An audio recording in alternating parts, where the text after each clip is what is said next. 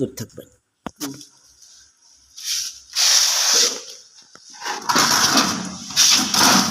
আমার সাথে দেখা হবে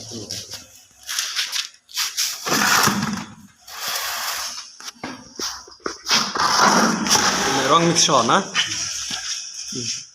আসসালামু আলাইকুম রহমতুল্লাহি ওয়া বারাকাতুহু। সম্মানিত দর্শক মণ্ডলী, যারা যে জায়গা থেকে আমার ভিডিও দেখবেন সবাইকে ধন্যবাদ জানিয়ে আজকে একটা টিপস দেওয়ার চেষ্টা করতেছি। তো এটা হচ্ছে বার্জার রবিও লাগ সাদার তরল করার জন্য আমি বার্জার কোম্পানির থেকে ট্রেনিং নিয়ে আসার সময় তো অনেক কিছু শেখার ছিল, কিন্তু শিখছি ওখান থেকে আলহামদুলিল্লাহ। তো নতুন পদ্ধতি মনে করো অনেক মিস্ত্রিরা আছে এখানে আনুমানিক করে যেটা করে আর কি, যেটা মনে ধারণা দেওয়া করে ওটাই করা ঠিক না। তবে একটা মাপ আছে, যে কোনো একটা জিনিসের মাপ আছে। যেমন ধরেন 10 কেজি চাল ফোটাতে গেলে কয় লিটার পানি দরকার আছে, আমরা যদি আইডিয়া করে দেন তাহলে কিন্তু এটা চালি থাকবো, অর্ধেক চাইলেও অর্ধেক বাদ হয়ে যাবো, নরম হয়ে যাবো। যার কারণে মনে করেন যে মাপের একটা লিমিট আছে, যার কারণে আর কি মাপটা করা উত্তম।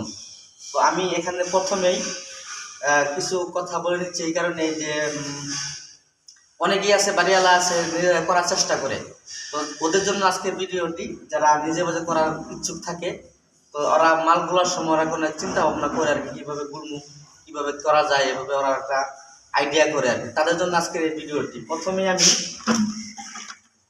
প্রথম পানি দিয়ে দিলাম যে আমি একটা মাপ নিছি একটা আইডিয়া করে করার জন্য।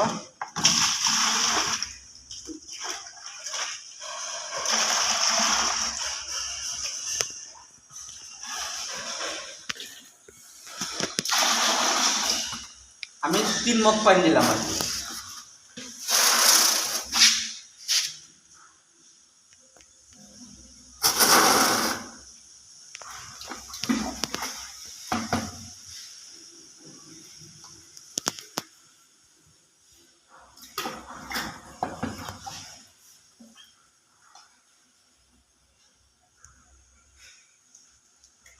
তিনটে গেল না?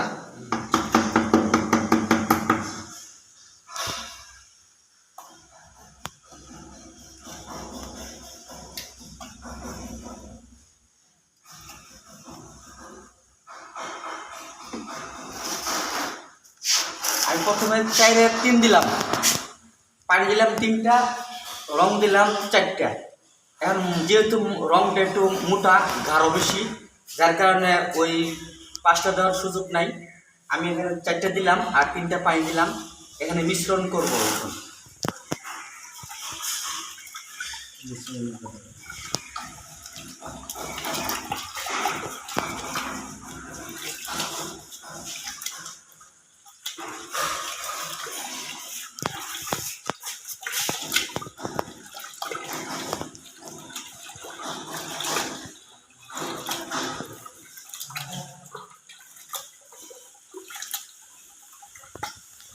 এটা হবে প্রথম কোট, ওয়ালে সাদা মারার জন্য প্রথম কোট। এটা প্লাস্টিক রবিও লাগ, এটা ছাদের তলা করার জন্য।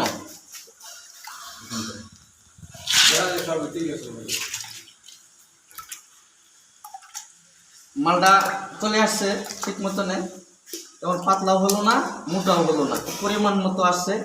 এখন আপনি এই টানটা দেওয়ার পরে দ্বিতীয় যখন টান দিতে যাবেন তখন আপনার মালটা ফিনিশিং চলে আসবে।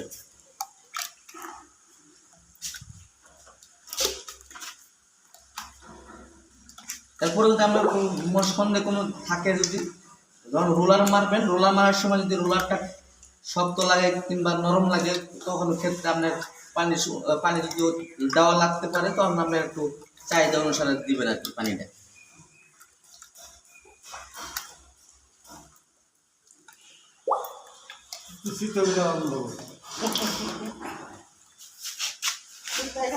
তো সবাই ভালো থাকবেন, সুস্থ থাকবেন, আর ভিডিওটি দেখবেন, লাইক কমেন্ট শেয়ার দিয়ে সাথে থাকার চেষ্টা করবেন। আসসালামু আলাইকুম ওয়া রাহমাতুল্লাহি ওয়া বারাকাতুহু।